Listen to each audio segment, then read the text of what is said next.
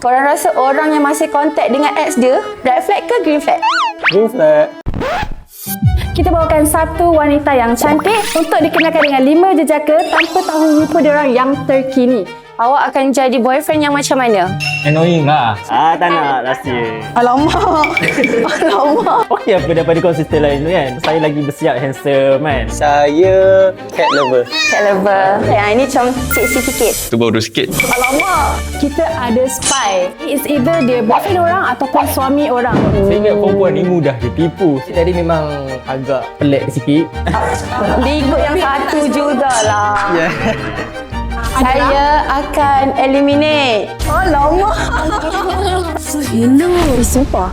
Suara dia. Suami orang. Jangan suami orang jangan. Saya Hani Iskandar, host anda dan welcome to Sis Pilih Reality Show Love or Life.